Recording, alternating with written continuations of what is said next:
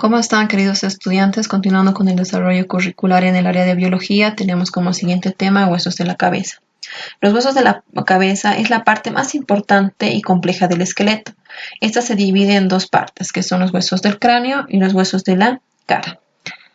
Los huesos del cráneo van a alojar y proteger al sistema nervioso central y los huesos de la cara van a alojar y proteger a los sentidos. Los huesos del cráneo están constituidos por 8 huesos. Entre ellos tenemos al hueso frontal, o conocido también como hueso de la frente. Este hueso es un hueso impar, medio y simétrico que constituye la frente, como ya lo mencionamos anteriormente. Este hueso está ubicado en la parte anterior del cráneo. Las partes que podemos distinguir en los huesos del frontal son las siguientes. Tenemos en la parte superior una cara externa de la escama frontal, que es la parte más amplia y voluminosa que podemos ver. Continuando a esta, tenemos unas hendiduras que se conocen como eminencias frontales, que van a dar el hundimiento en la frente. Posteriormente a esta se va a encontrar los arcos supraciliar, que son dos, que es lo que van a alojar a las cejas. Continuando tenemos a los arcos orbiculares que van a dar o que van a alojar al globo ocular. En estos arcos orbiculares superiores se va a encontrar una escotadura que es conocida como la supraorbicular, que va a proveer de sustancias nutritivas para el globo ocular. En la parte vertical de la frente podemos observar una espina nasal. Esta espina nasal que es una hendidura y que en la parte inferior va a formar los huesos propios de la nariz. Como siguiente hueso tenemos el hueso del etmoides. Este hueso es un hueso pequeño, impar, simétrico que presenta la forma de una balanza, como podemos observar acá en la imagen. Está ubicado en la línea media del cráneo entre el frontal y por delante del esfenoides. La estructura o las partes que podemos mencionar son las siguientes. En la parte anterior podemos observar una lámina delgada que se conoce como la lámina perpendicular. Esta en la parte posterior va aumentando de volumen o se va engrosando y forma una cresta. Esta cresta se conoce con el nombre de cresta gallo, cuya función es la de proteger al etmoides de presiones y golpes que pueda recibir. En la parte posterior de este hueso se pueden encontrar unas estructuras voluminosas que son las láminas orbitarias. Esas láminas orbitarias van a alojar a lo que es el cornete superior y al cornete medio. Dentro de esos cornetes se van a encontrar las celdas y los laberintos etmoidales. Estos van a tener la función de comunicar al hueso etmoide con los huesos propios de la nariz o el sentido del olfato. Como siguiente hueso tenemos al hueso esfenoides. El hueso esfenoides es un hueso impar, medio y simétrico que presenta la forma de un murciélago, como podemos observar acá en la imagen. Está ubicado o ocupa la parte anterior de la base del cráneo. Las partes que podemos mencionar acá en el hueso del esfenoides es el siguiente. Presenta 4 regiones, que son dos alas superiores, que son las más voluminosas, 2 alas inferiores que se encuentran en la parte posterior, y en las alas inferiores se pueden encontrar unas apófisis que son conocidas como apófisis pterigoides. También podemos encontrar la parte del cuerpo. En la parte del cuerpo se van a encontrar 2 senos que son conocidos como senos esfenoidales. Estos 2 senitos que van a comunicar a las fosas nasales con el esfenoides. También podemos encontrar entre medio de estas fosas a la silla turca. La silla turca tiene la función de alojar a la glándula hipófisis o pituitaria, que es la glándula más importante de nuestro sistema. Como siguiente hueso tenemos el hueso occipital. Este hueso es un hueso impar, medio y simétrico, que tiene la forma romboidal, como podemos observar acá en la imagen. Este hueso está ubicado en la parte posterior del cráneo. Las partes que podemos destacar en este hueso es la siguiente. En la cara anterior, o la cara posterior, perdón, en la parte superior podemos observar unas protuberancias. Tenemos unas protuberancias en forma horizontal que forman las crestas occipitales y unas protuberancias en forma vertical que van a formar la cresta externa occipital. Estas cumplen la función tanto como las protuberancias occipitales externas como la cresta occipital, la de proteger al sistema nervioso central de golpes, de caídas, etc. En la parte posterior inferior se va a encontrar el agujero magno, conocido también como el agujero occipital. A través de este agujero pasan las principales vías nerviosas, así como los vasos sanguíneos, ¿no? Este agujero magno o agujero occipital se articula con la primera vértebra cervical, que es el atlas, a través de estas estructuras planas, que son los cóndilos occipitales. La unión de estos cóndilos occipitales van a formar un vértice, que es la lámina basilar. El hueso parietal. El hueso parietal es un hueso par que forma el techo de la cabeza. Este hueso está ubicado detrás del frontal, delante del occipital y encima del temporal, de acuerdo a sus articulaciones, ¿no? Por ejemplo, en el borde superior, el parietal se comunica con el otro hueso parietal. En el borde posterior se comunica con el hueso del occipital. En el borde inferior se comunica con el hueso temporal. Y en el borde anterior se comunica con el hueso frontal. Acá vamos a tener una imagen más clara del hueso parietal. Dijimos que el hueso parietal son dos y forman el techo de la cabeza.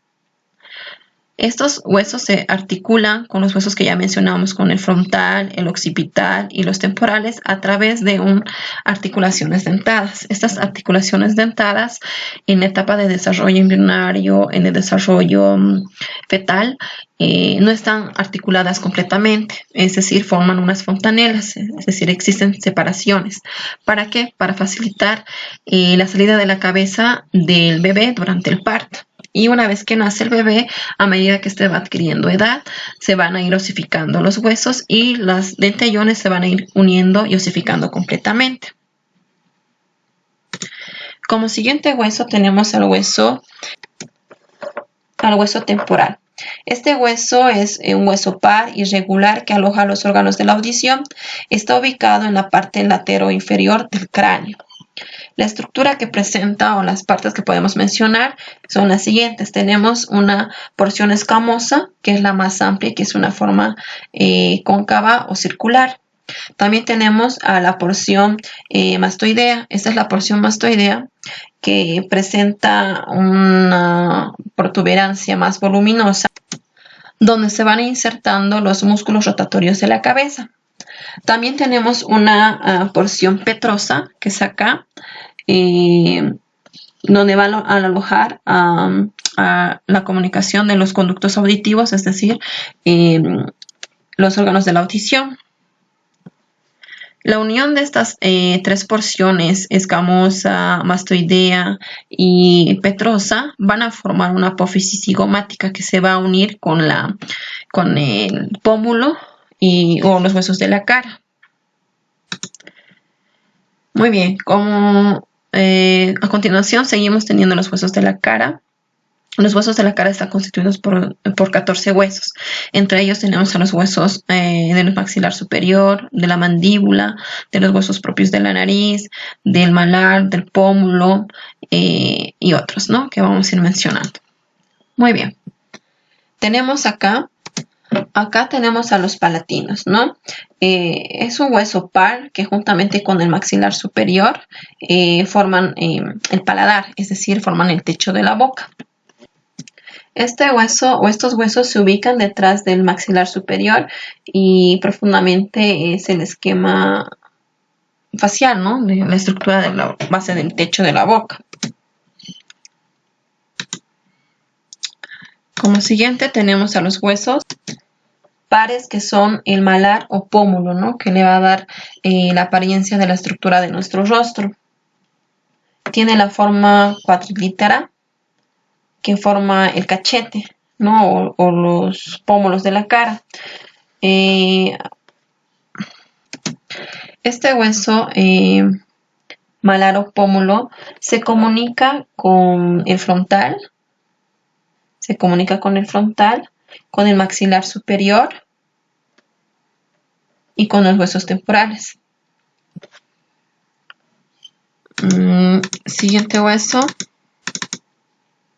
tenemos a los huesos propios de la nariz,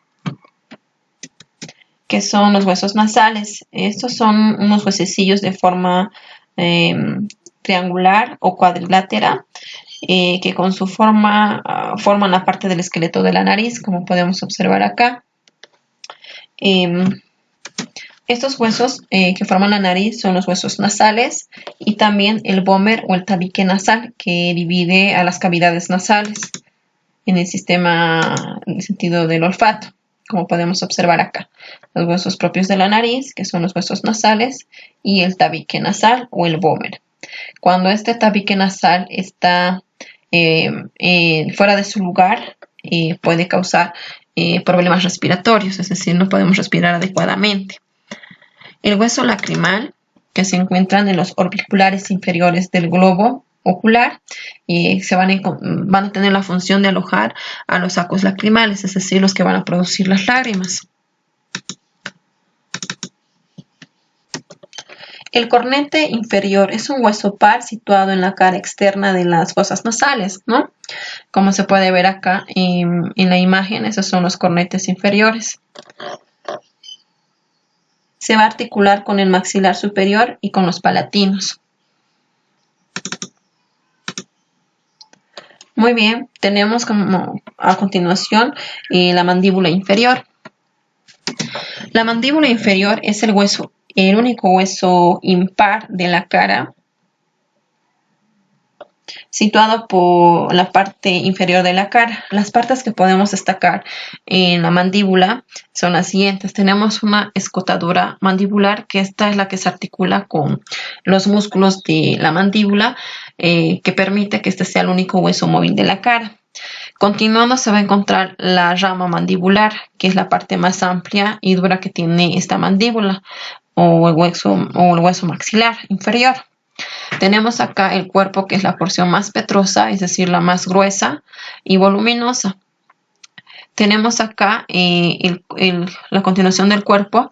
En la parte anterior es donde se alojan los alvéolos dentarios. Y por último tenemos al hueso hioides. El hueso hioides, como vemos acá en la imagen, es un hueso impar, medio y simétrico, en el que se insertan los músculos de la lengua. Está ubicado en la parte anterior del cuello, ¿no? Es el que nos permite realizar la deglución de los alimentos y el habla. Muy bien, queridos estudiantes, para reforzar el tema desarrollado se les va a enviar actividades de complementación que pueden utilizar como base su texto guía y los videos que se les está enviando. Que tengan un buen día.